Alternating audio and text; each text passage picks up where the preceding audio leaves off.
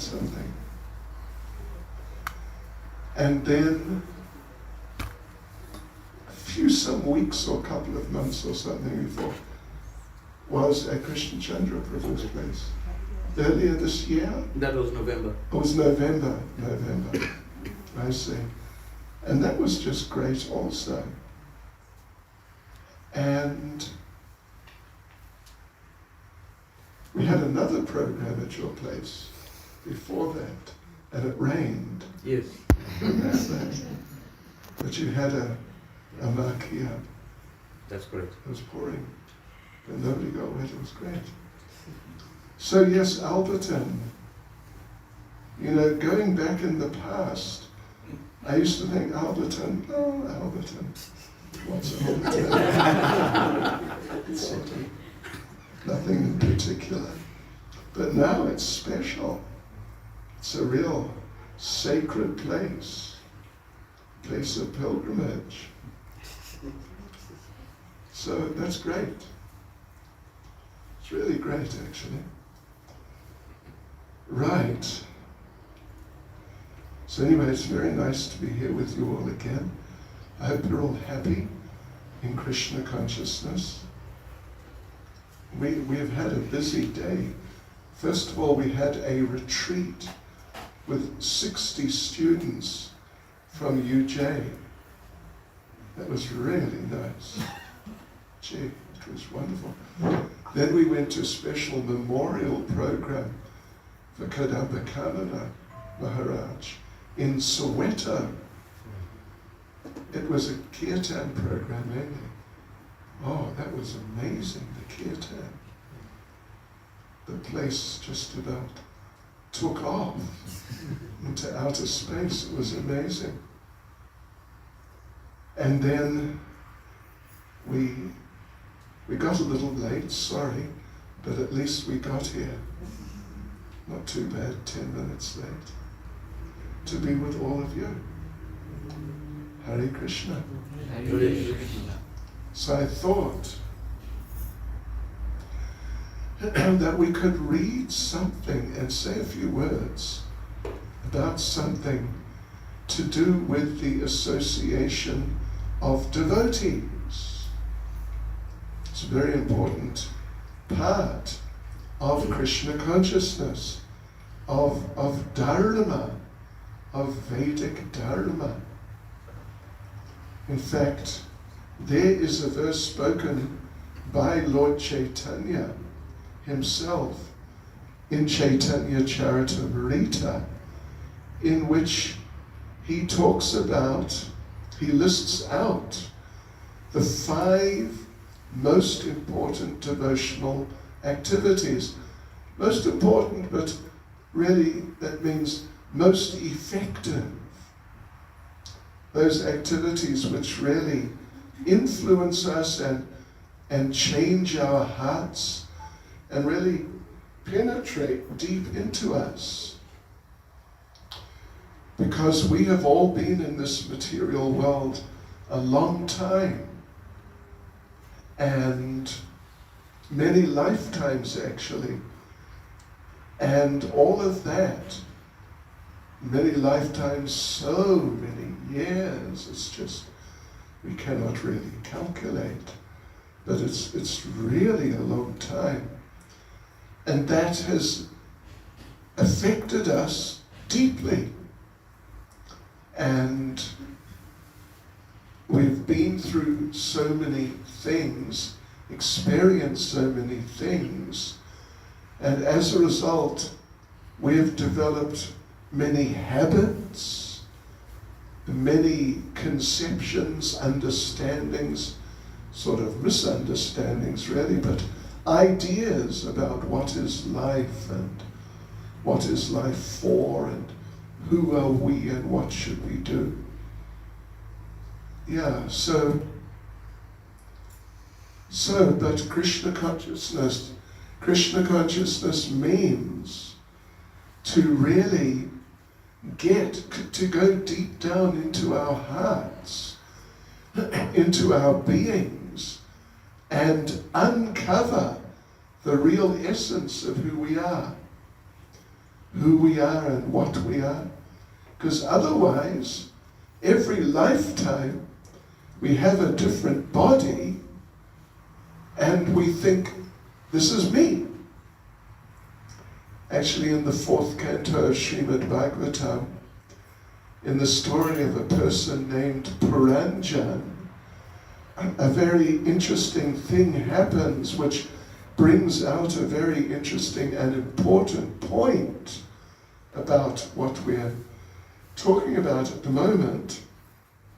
So there's this king named Puranjan, and he had his queen, his wife, and he was deeply attached to her, very deeply attached, to the point he could hardly stand being away from her, even for, half an hour or something like that. He just had to get back to her. Yes. Otherwise a little bit like children sometimes. You see little children. If they get away from the mother more than 1 meter, then they panic. Sometimes it happens, I've seen that. So he was like that in his way as a husband. And then,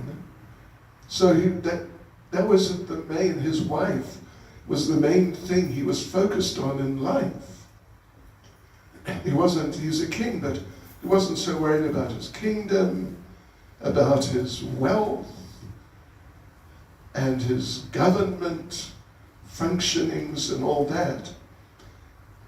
He wasn't so worried about all of that. He was just focused on his wife. Where is she? I must find her. So that was his main focus in life, and therefore when he died, you know what Krishna says in Bhagavad Gita? Whatever our minds are focused on, ante narayana smriti.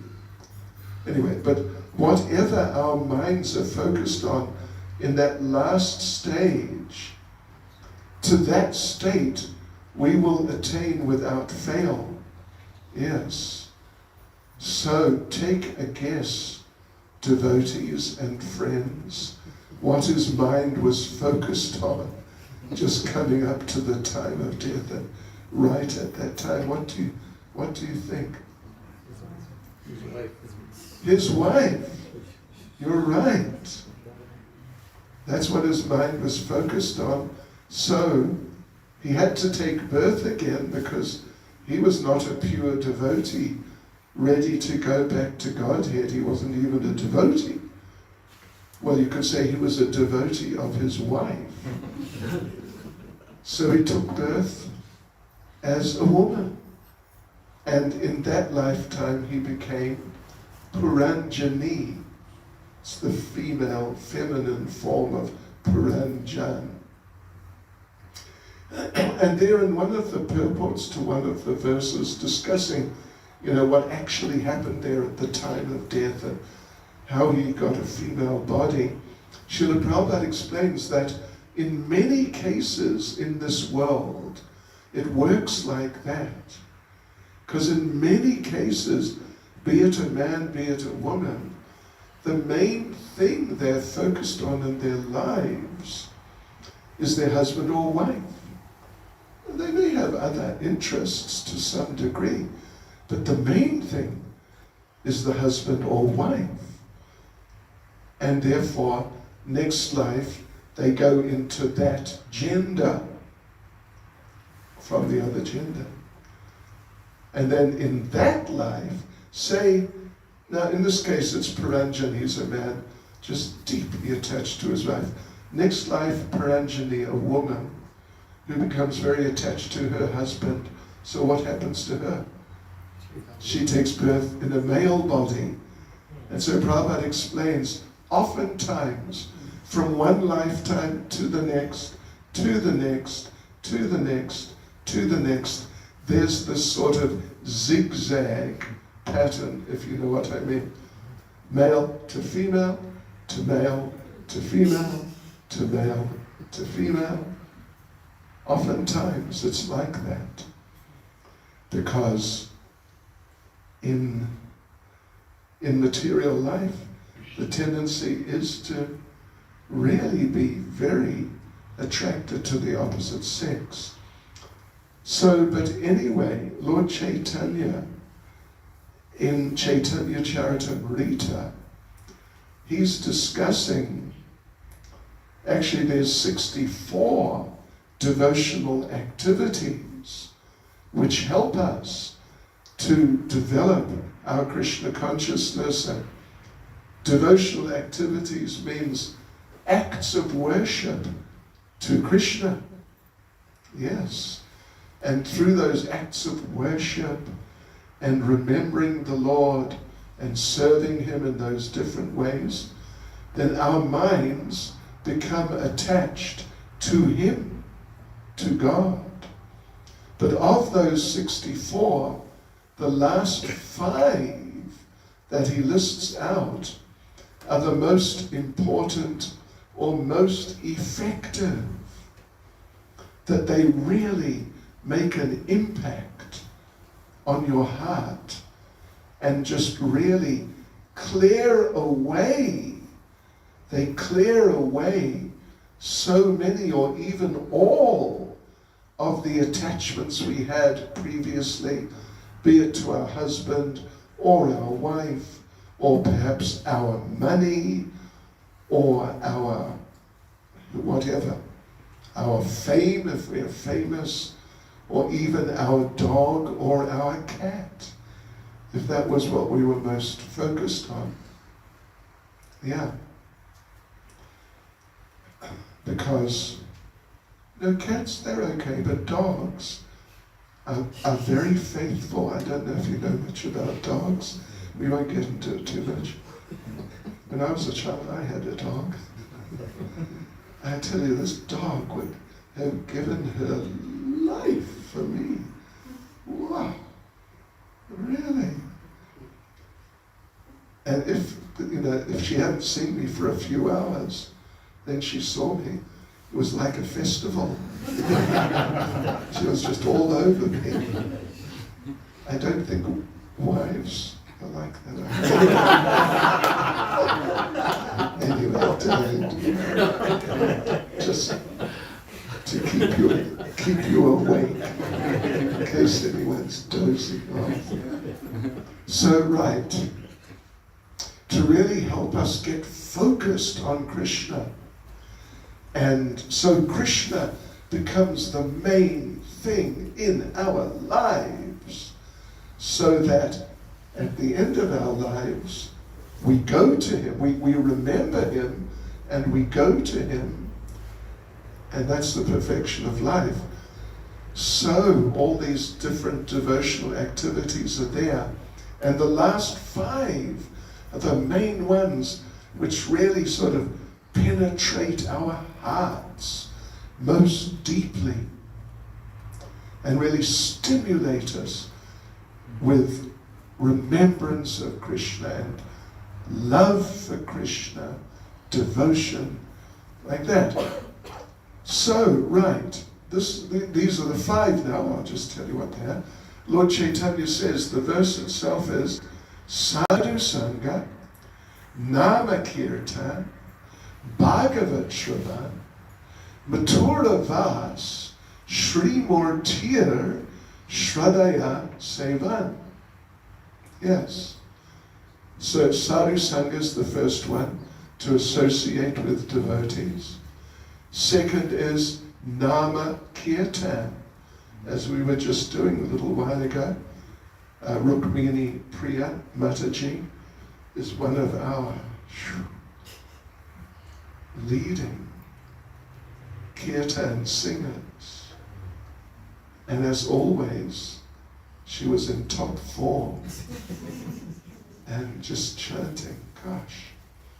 So Nama Kirtan, when you hear it, when you sing it and hear it, it really makes an impact on your heart, the deeper levels of your consciousness.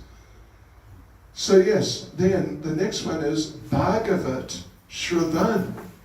to hear Srimad Bhagavatam, which is the final one of, and the main one of, the Vedic scriptures.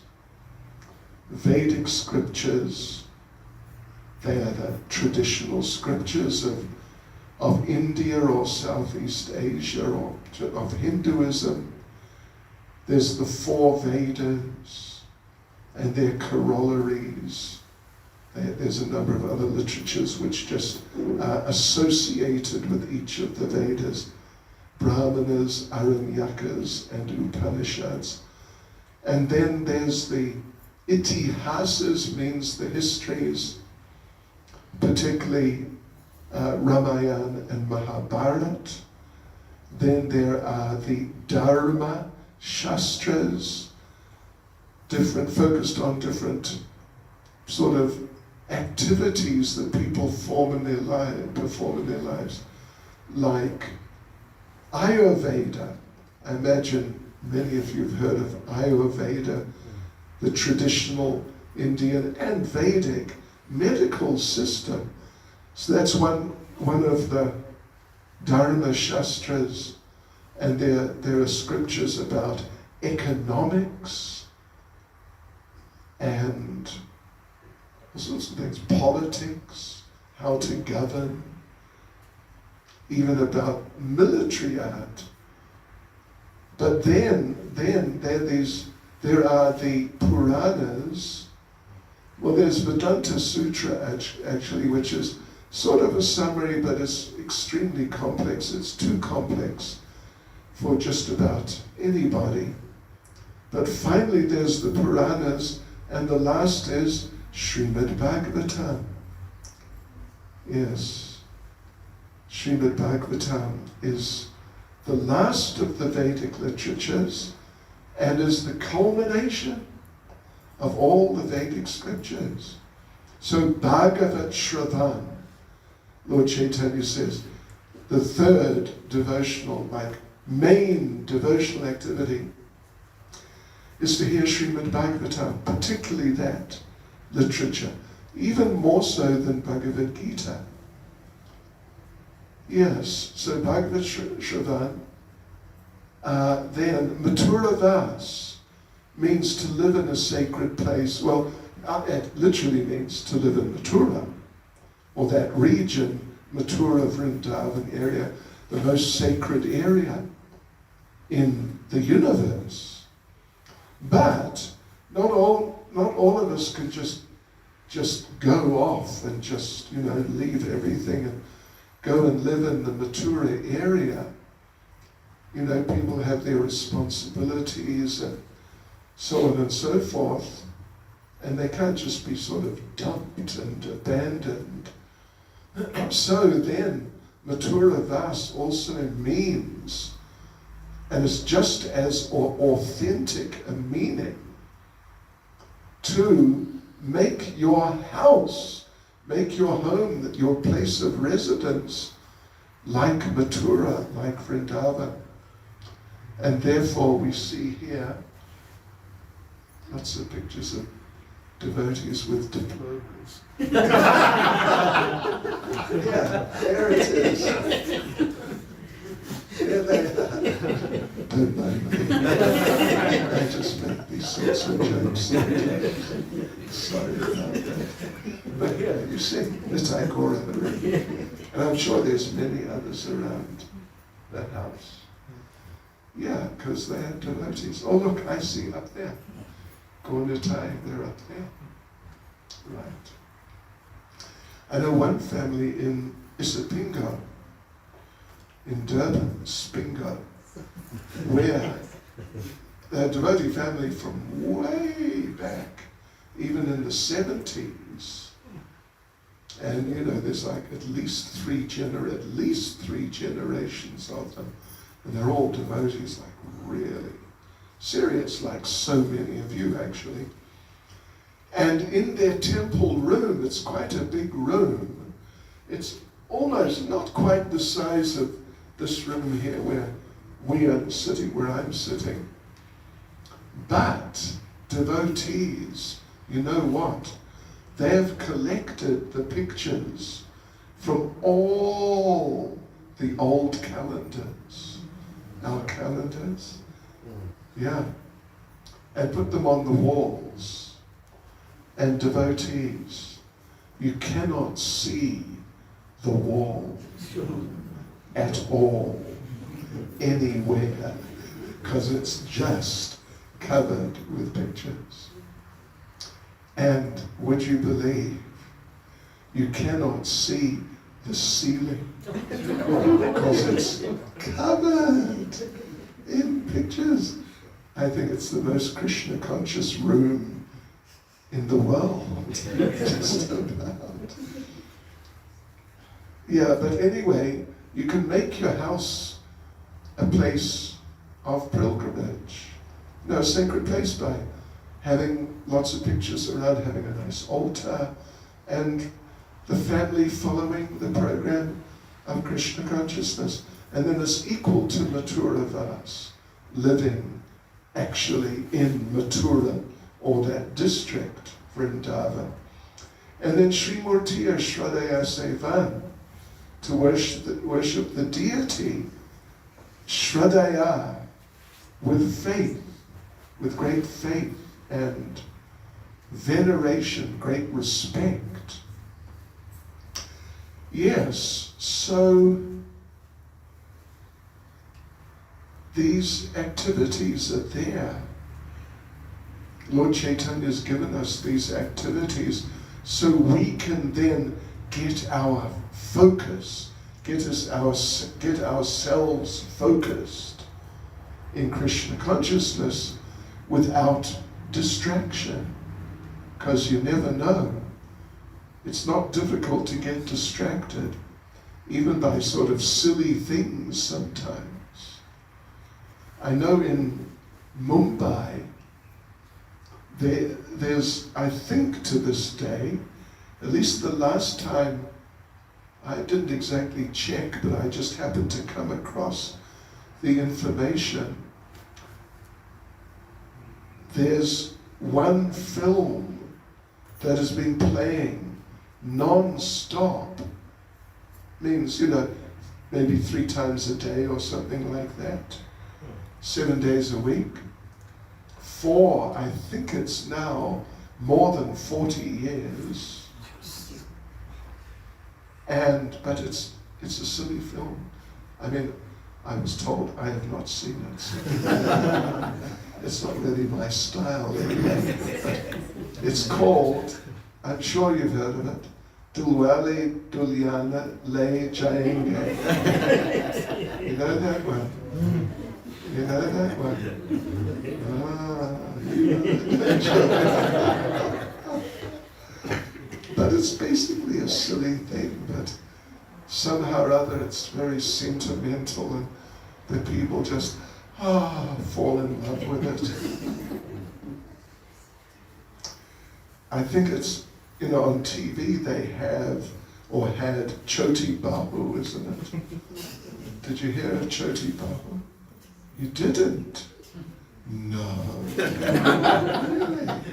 Did you hear of Choti? Wow. Very good. Choti Babu. What is it? It's about how the mother-in-law trains up the daughter-in-law, something like that.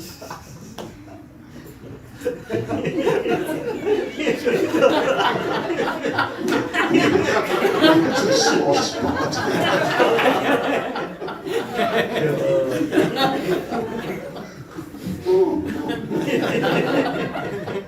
You haven't got one yet.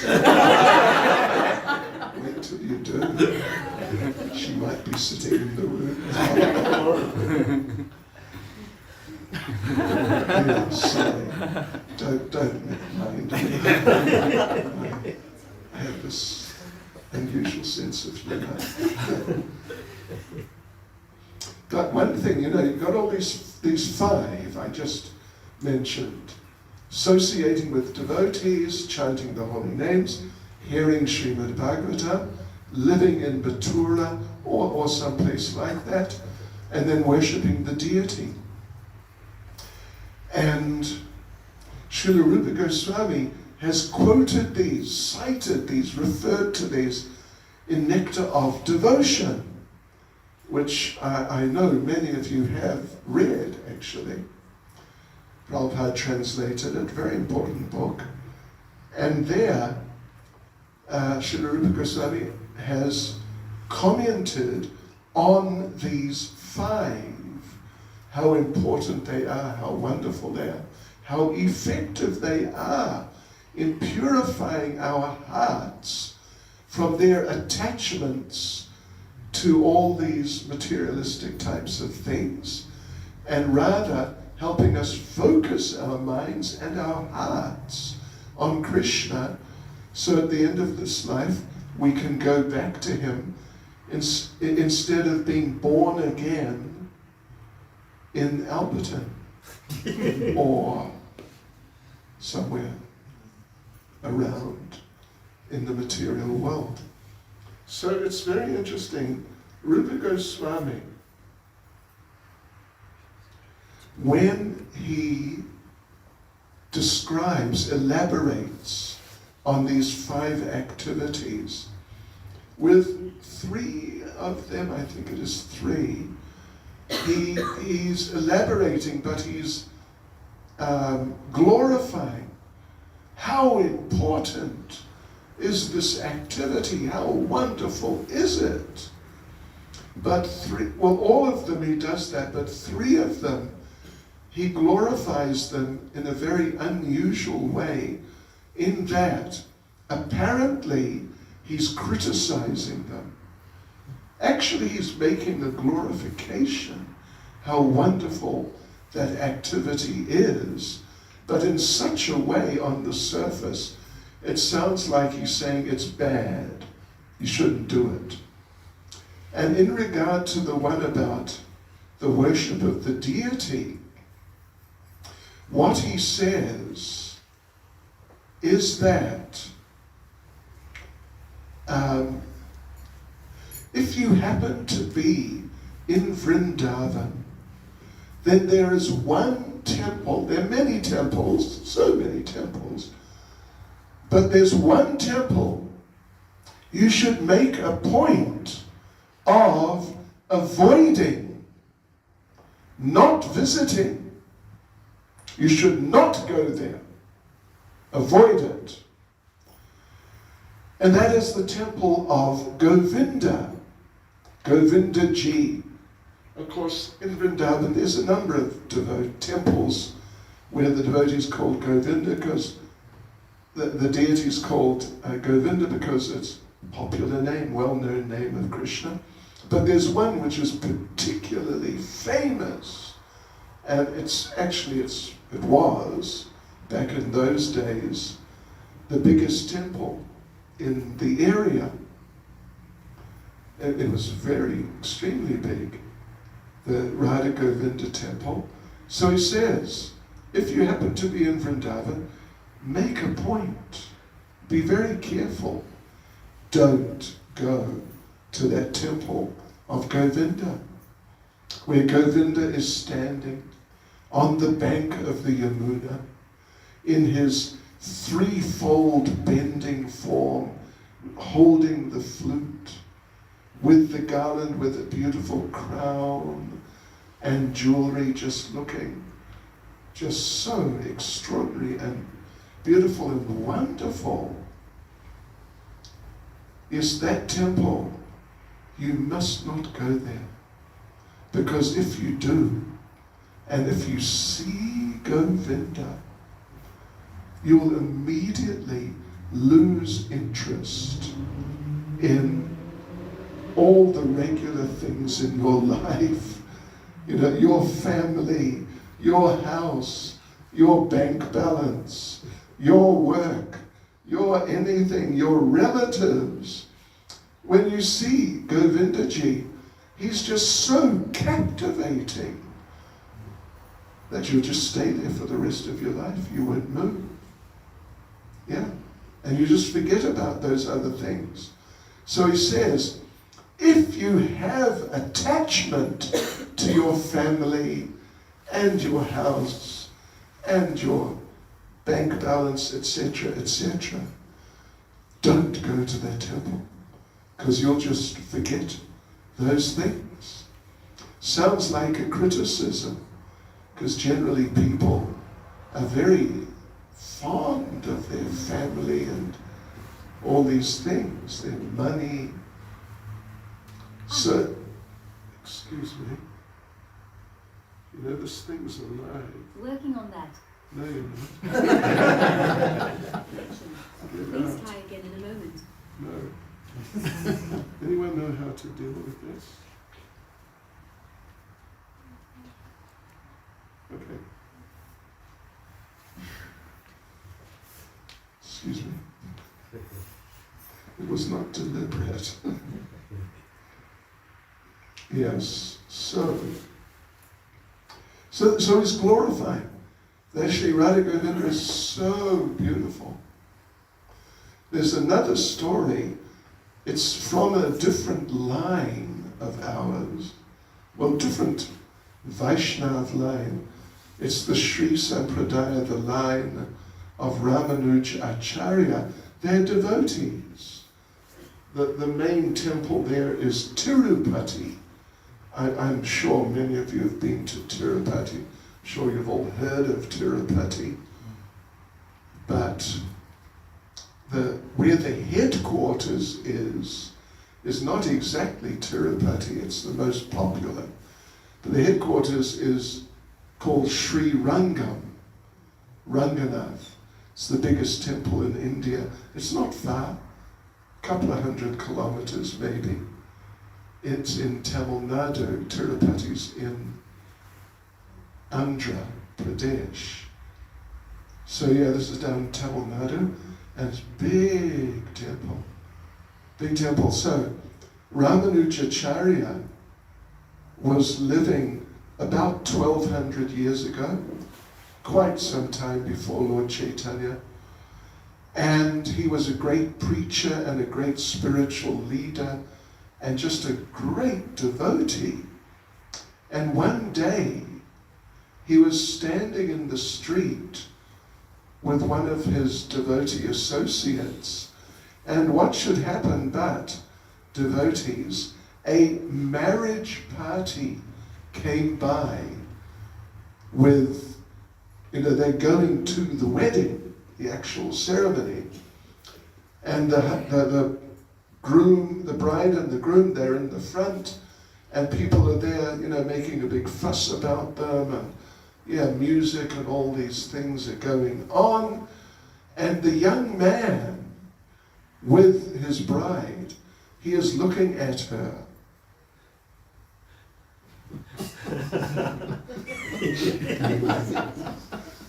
He's looking at her, like, she's there, and he's looking at her, and it's just really just absorbed. He just doesn't see anything else at all. And it's just like totally, really completely overwhelmed. So Ramanujacharya's there, and he just walks over to the young man, taps him on the shoulder, and says, "You know what? You're attracted by the beauty of your bride, aren't you? Yes. Come with me. I will show you someone more beautiful."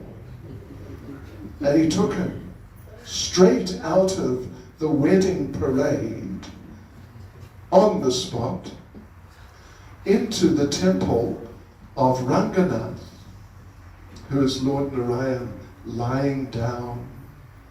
Wow, amazing deity. And that young man saw Ranganath, and that was it. Wedding cancelled.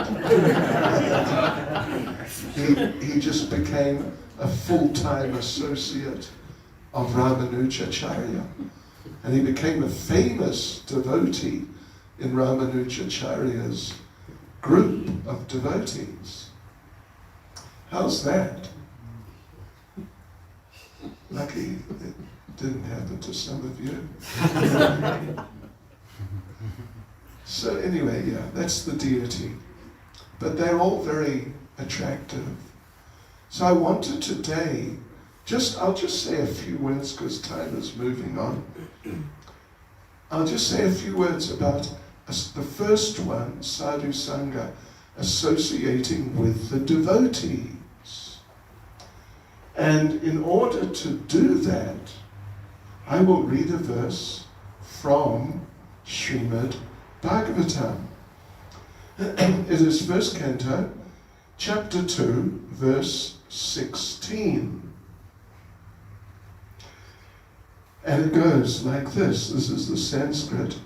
Shushrusho Shradadhanasya Vasudeva Kata Ruchi Syan Mahatsevaya Vipra Punyatirtha Nishevanat. O twice born sages. That's all of you. So many of you have second initiation. O twice born sages. You're twice born sages. So it's addressed to you. O twice born sages, by serving those devotees who are completely freed from all vice, great service is done. By such service, one gains affinity for hearing the messages of Vasudev. Vasudev is Krishna. Krishna in Mathura. You know, Krishna appeared in the prison house in Mathura, prison house of Kamsa.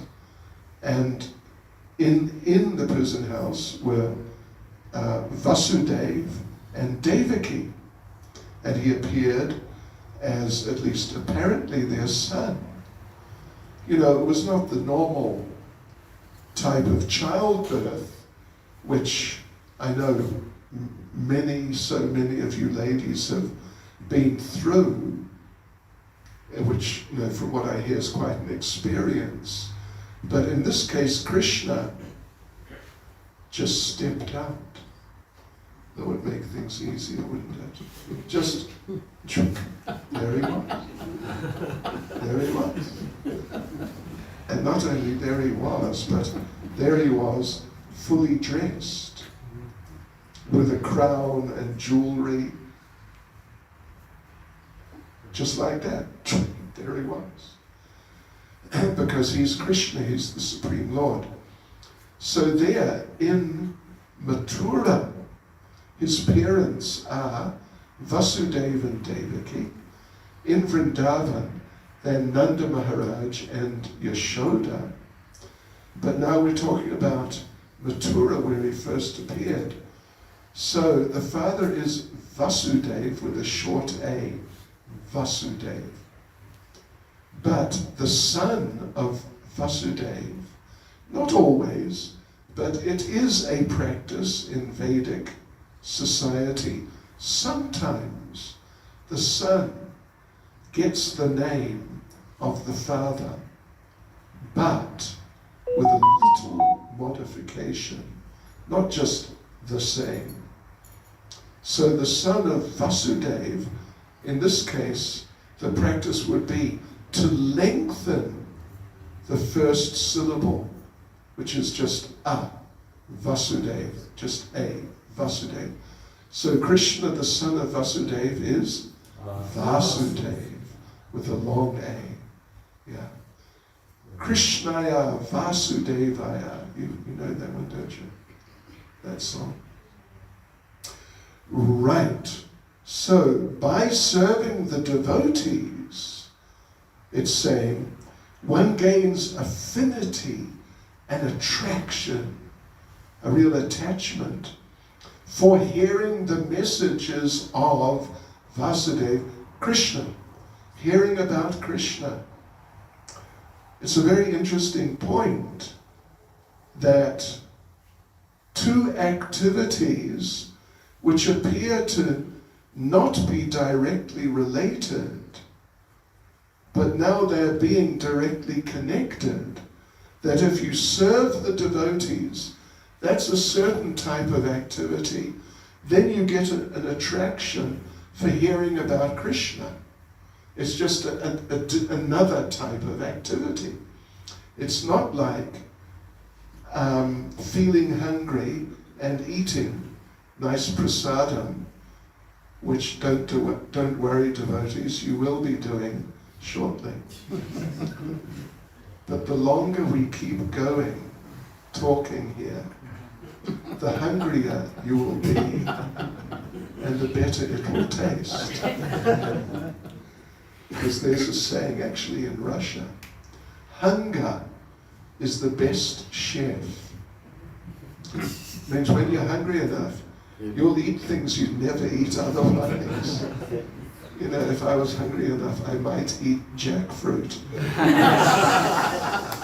That's a confession. I'm not a jackfruit fan, excuse me. All the jackfruit in the world, but it's just the situation. Yeah, okay, so, you know, hungry, eating food, becoming satisfied. It's all connected up.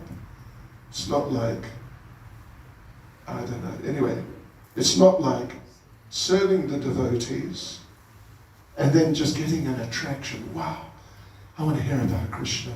So nice. Please tell me something about Krishna. They're both nice, but they're just different nice. But that's what it says here. By serving the devotees, one gets affinity for hearing the messages of Vasudeva, hearing about Krishna. And we should know that when Krishna decides he likes you, I mean, like, he really likes you, then, well, and he really likes you, he appreciates you, and he wants to give you something like the best thing he's got to give. When he feels like that, what do you think he gives you? BMW? R1 million rands? R1 billion rands? R1 million won't get you too far these days. And it'll get you less far, believe me, in a year. Yeah. Right. So, but when Krishna decides he's very pleased with you and he wants to give you the best thing he can give anyone.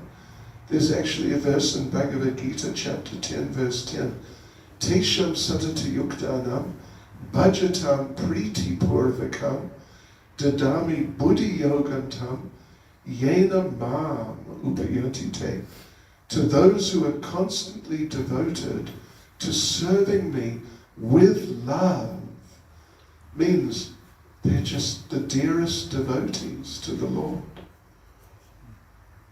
Yeah. Serving me with love, I give the understanding by which they can come to me. Not, I give them lots of money or something like that. I give them a better job. I make them king of Alberton. Now when Krishna decides he really likes you, then he gives you a taste for hearing about him. Yeah. He's got so many things he can give you, but he gives you that. And that's what he's saying here also. That the devotees are very dear to the Lord. Extremely dear. Just like little children are dear to the parents. And, I'm sure all of you must know what that's like. Parenthood, having little children.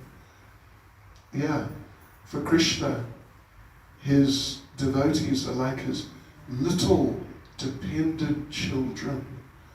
So he just looks after them. He really looks after them. So if we serve those devotees who are so dear to Krishna, Krishna becomes extremely pleased with us, and he thinks, I want to give you the best thing I've got to give. And what is that? Well, the verse says, an affinity for hearing the messages of Vasudeva, of Krishna. So therefore, we all devotees, we should really try, first of all, we should try to appreciate the devotees. Because anyone who's taking Krishna consciousness seriously, and really working at it, they're very dear to Krishna. They're very dear to Krishna. Just like little children are dear to parents. So, yes, if you please them, if you look after them. Prabhupada gave the example. Out in the park, some park, is a rich man with his little grandson, just toddling around. And you want to get to know the rich man. It may be to your advantage. But so you think, well, maybe I should give him a gift. But the problem with that is, whatever you give him, he's already got 10 of them. And they're all better than the one that you can afford to give him. Like give him a motor car. Give him what? A Toyota. He's already got 5 Rolls Royces. So, your Toyota, just won't bother. Yeah. But, if you give the little grandson, the little child, a little sweet, I know in the old days in Chatsworth, they used to call it a 1-cent sweet. A 1-cent sweet. Now it's probably a 20-cent sweet. Doesn't mean it's 20 times better, but it means that the economical system, the financial system, is so bad, that these things happen. So and so you give the little child a 1-cent sweet, just 1 cent, or even 20 cents. And the little child with his sweet, whoa, boy, happy days. He's very pleased with you. And then the grandfather thinks, oh, what a nice man. Yeah. In this way, you could establish a relationship with the rich man who otherwise, it'd be hard to establish a relationship with. So similarly, if we serve the devotees, Krishna becomes so pleased with us that he just gives us the best thing. He'll give us an affinity for hearing about him, for chanting his names. So instead of struggling through your rounds, how many more rounds you got to do at, well, let's say 8 o'clock at night. It's not 8 o'clock, but how many more rounds you got to do? Oh gosh, I've got 6 rounds. Oh no. Instead of, I've got 6 rounds to do. That's great. Some more nectar. So he'll give you an affinity, an attraction, an attachment, and a taste. So therefore, serving the devotees is very important. It's one of the secrets, you could say, for progressing in Krishna consciousness. And Jiva Goswami, one of the 6 Goswamis, he translates one verse in the 11th canto of Srimad Bhagavatam. He says, serving the devotees is a more effective way of developing love for Krishna than trying to develop love for Krishna. Do you get that? Get me? Yeah. Serving the devotees. It's a more effective way of developing love for Krishna than trying to develop love for Krishna. Because Krishna will just give you so much mercy. So there you go, devotees. Hare Krishna. A few thoughts there on some nice subjects, and particularly this nice subject.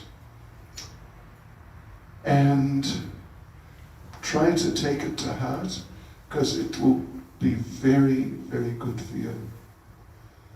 Okay. Srila Prabhupada ki jai.